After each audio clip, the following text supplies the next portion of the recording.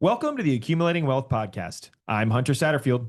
And I'm Judson Crawford. We're CPAs, wealth advisors, and partners at Kane Waters and Associates, a financial services firm here to help business owners navigate the decisions they face every day.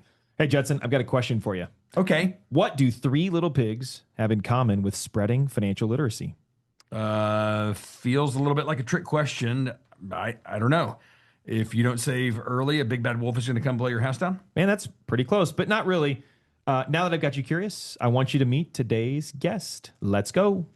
Okay, guys. So today we have another exciting guest for you. And I know this is going to excite you all. It's another CPA. Wah, wah. Yeah. But unlike most CPAs, he's had a little bit of a different path that I can't wait for you guys to learn about. Clint is a now Texan for about the last 20 years, and he has built and sold 5 different companies. He trained with the U.S. Marines. Like I said, he's a CPA, and he serves on several boards. He's the CEO of Pigs and Bricks and Content Capital. He's lucky to be married to Kate and has 3 kids. One in college or One in college. one in college at Texas A&M University, and 2 that are looking to go to Texas Tech. Maybe. Well, like every good Texan, Clint's got his poncho shirt on. Those that are on YouTube can see the poncho shirt. Right. Yeah. Which is the standard fare now at this point, that or Haller Brothers. Well, folks, the reason we've got Clint on, which we're going to hear way more of his story, but Clint is the author of an incredible book, which I'm showing on YouTube right here. This is Give, Save, Spend with the 3 Little Pigs. There's our joke in the intro, Judson. And what's really cool about this book, so we actually, everybody on here knows about the 3-to-1 Foundation, which is where our heart at Kane Waters is to spread financial literacy across the globe. But, you know, I've started speaking at the 3-to-1 Foundation Accumulating Wealth Seminar. We do year round. We have volunteers from Kane Waters go out all over the state and across the country to teach seminars. And this book is actually at the heart of a lot of what we're doing, which is why we wanted to have Clint on today and learn more about his story, the story behind it, of course, how this book has touched others. So I did get some stats from Wayne on this one, the head of the 3-to-1 Foundation. So this year alone, we've already read this to 1,200 students. And we have given this away to all students at Title I schools, Title I elementary schools that we have been at. Judson, it's a great book, but again, it goes to a lot of what we want to teach, which is financial literacy. So super stoked to hear more of Clint's story. Let's go. Yeah, and I think it's also awesome just to throw it in there is I think that with this book, we've been able to reach a much younger audience than we once did, which is really exciting for us because the earlier the better, right? And the earlier we can give an opportunity to just start thinking about some of these financial aspects, the better. I actually learned a lot reading this book. So that you didn't learn in your 20 years here already. that's what I didn't learn in my 20 years. And hey, listeners, stay tuned till the end. If you do want to provide copies of the book through the foundation, you can, and we'll give you some info on that. So, but let's talk to Clint and figure out the behind the scenes story of this thing. Yeah. So Clint, I want to go back to what we said earlier. As I said, you had an illustrious career as a CPA at Deloitte and Touche. Tell us about that. Yeah. So when I left the Marine Corps, I was injured in '96, and I was told that there would never be another war to be fought again. And I was a moron and obviously believed what they said. So I figured I would go into civilian life, and that led me into applying to the big 6 accounting firms. And my friends were really good friends. They were very honest, and they were like, look, pal, you're maybe have a 3.0 with your artificially inflated courses in the Marine Corps classes, like how to, sea power and amphibious warfare, where you got 4 O's. So you're not very bright, right? We have 4 O's in accounting, and we got 1 offer from the big 6. You're pretty dumb. You're not going to get a job offer. And so I went to go work I went to go apply to all the big 6 firms, and not knowing any better, I wore a suit and tie, everything the Marines taught me to do, and dressed up, and then got 6 offers. And my friends were all shocked, and they said, we don't understand. We have 4 O's, and we didn't get those offers. And I said, well, you wear what you normally wear, your grunge attire, right? Like you're wearing your flannels and you're slouching in your chairs and acting like, jerks. Well, these guys wanted me to actually put in front of a client. And I was like, oh, yeah, that was great. So 6 offers, went to go work at Deloitte, easy. On day 2, I went to the partner who hired me and I was like, Alan, you're awesome. Love you very much. We both made a huge mistake. You should not have hired me and I should not have accepted this job. Like this was a bad choice. Uh, I'm not good at this and I don't want to be an accountant. So, it's day 2. Let's just end this and we'll have a nice day. He patted me on the head and said, cute story, kid, get your butt back in the seat. It's busy season. We have to make sure we get this done. So he sent me back. I lasted after 7 very long, tedious months as a auditor. I did pass the exam, but the day that busy season was over, I retired at 22 to start a publishing company.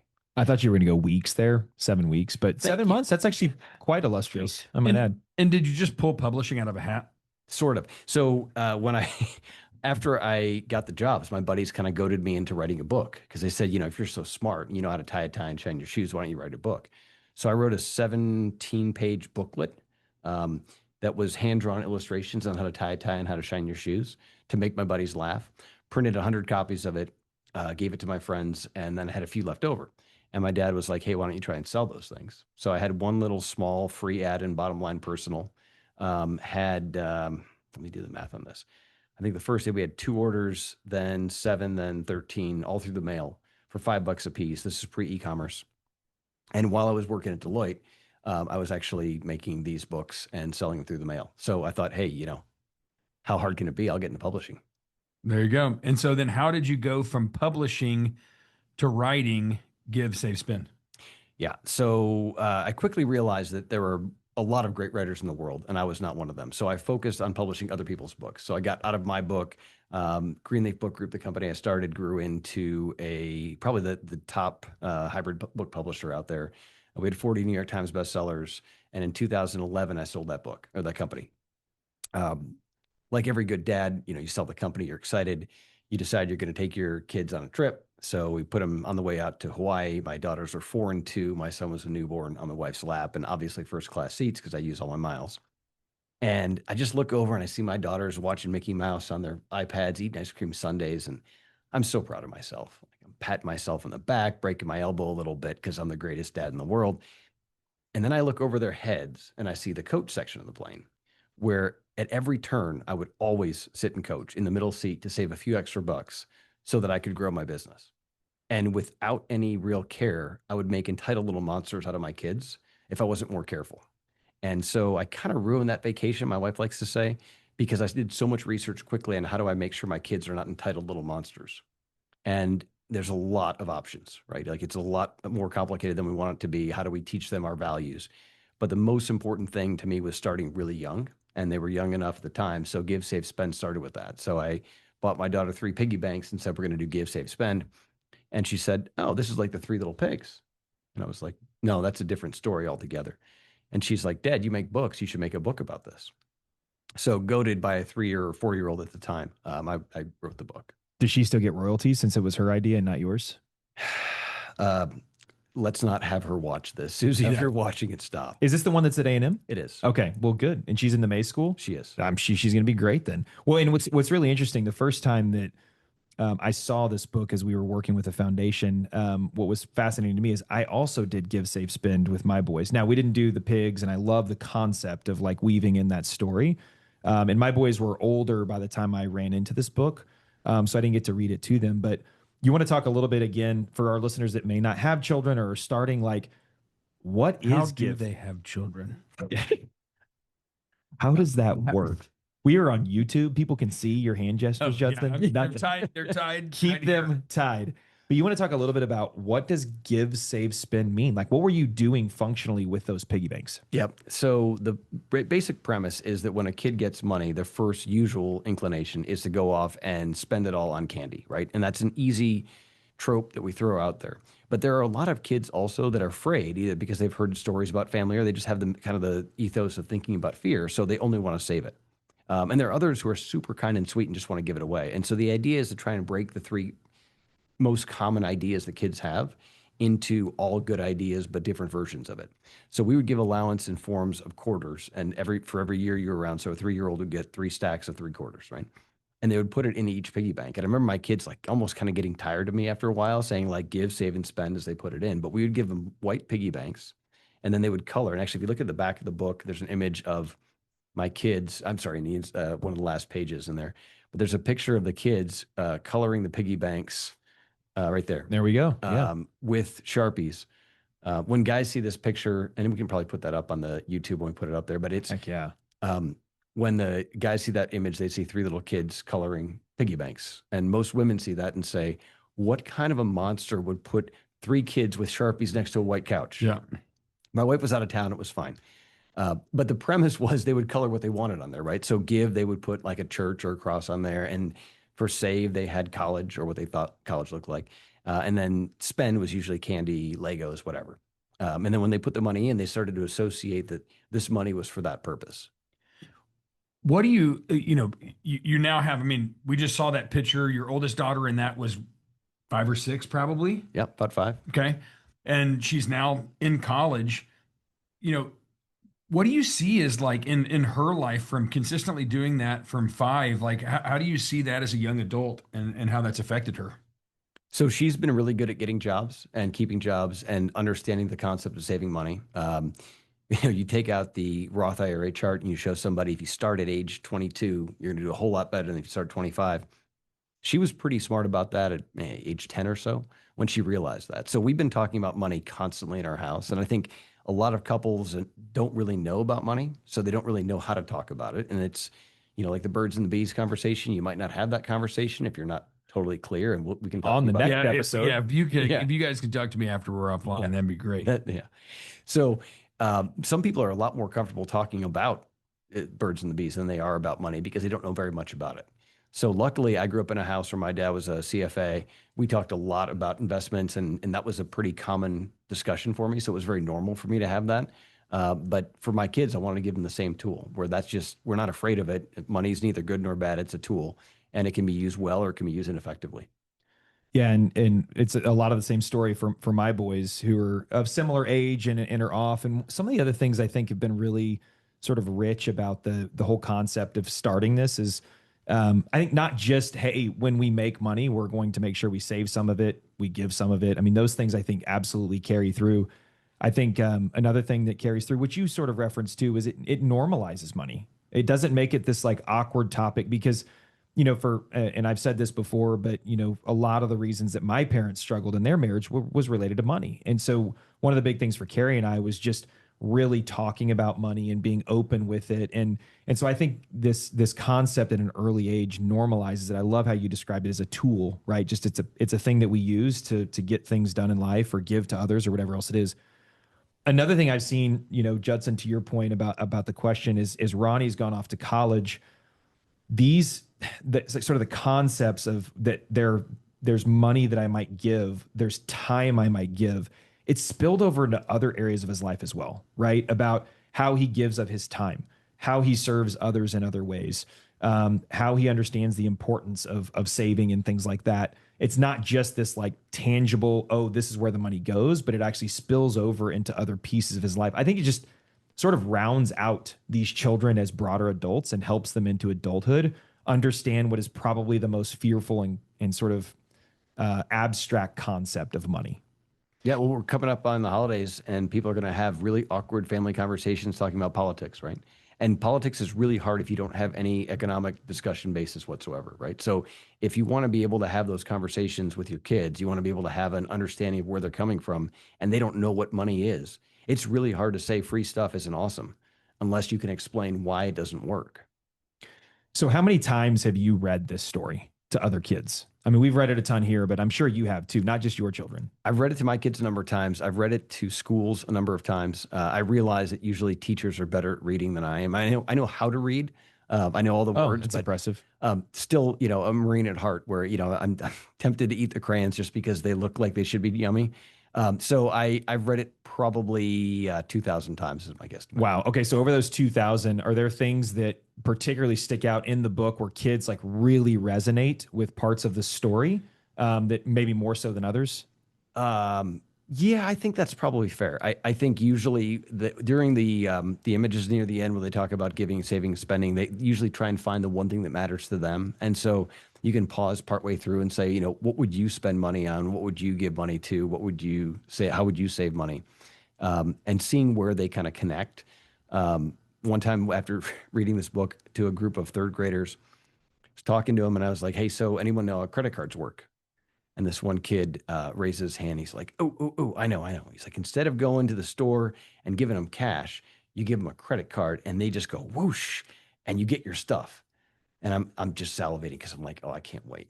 And I'm about to finish the lesson. And he goes, but if you don't pay it off, they come and take your house. I was like, damn, kid, Yeah. you got to get a new bank. But also, I like where you're going with this. Like, it's the Third grader behind. At least he understands that there are consequences to it. Yeah. But it is interesting. I was thinking about this earlier. You know, both of y'all have kids that are a little bit older than mine because I'm extremely young. And sorry, I wasn't laughing. At you. It's weird. It's weird that you left.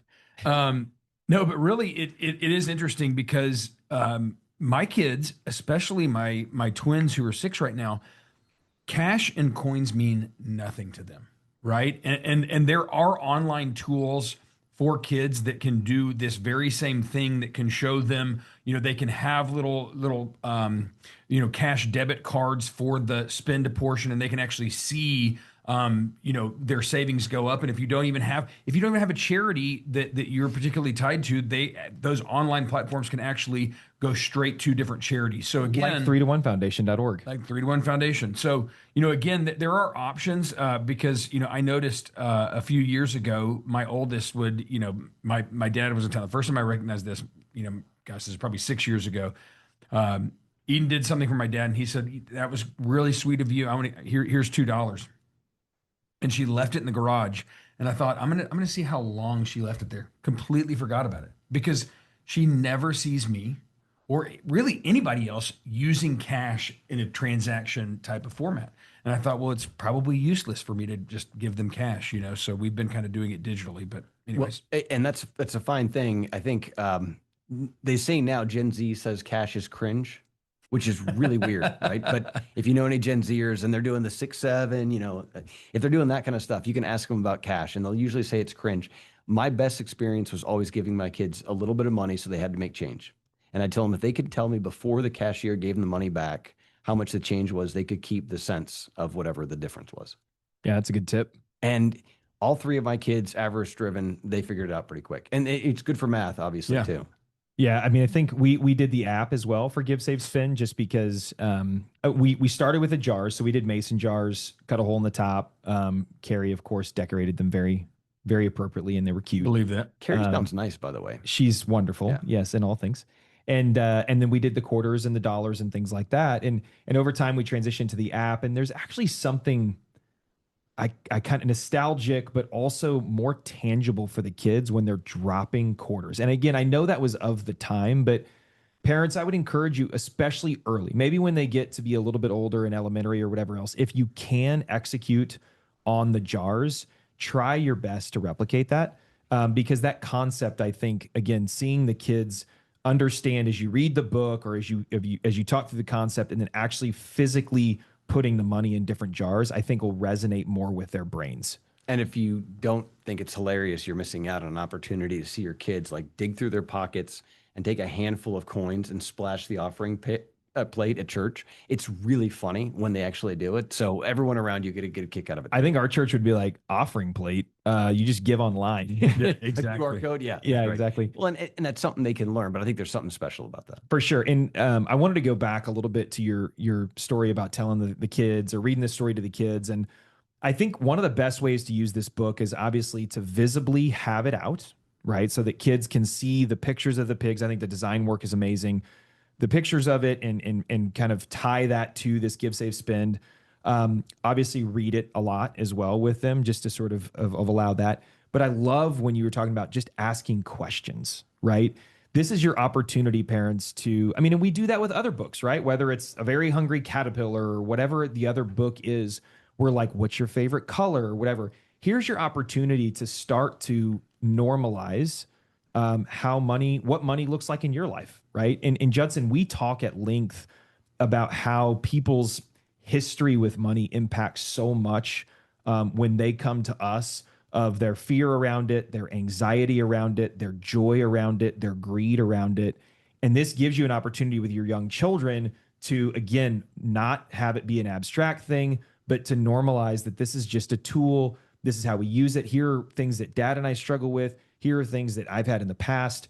I think that's a really effective way to use this book. Well, I think you're exactly right, and y'all have both brought up fears, and we've all worked with clients who literally have fears around money from their childhood. But yes, talking about it, it demystifies it, it normalizes it, and it's a part of life that they're all going to deal with, and so there's no reason to put off those conversations one day, and especially when we have great tools and books like this where you can start it, when they're very young. And we all bring head trash, right? We all have ideas. And if we don't have them or our spouses don't have them, our in-laws certainly do, right? So there's history around money. And money isn't good. Money isn't bad, right? It's not the root of all evil, and it doesn't fix everything. You can still be a jerk if you're rich, and you can be a jerk if you're poor. But it magnifies what you have. It magnifies who you are. And so having great investment advisors, people who can do the job for you, is a big step of it. But then once you've got it, then how do you actually present that in a way that you don't give your kids this big bucket of cash at the end and then hope that they don't screw it up? Yep.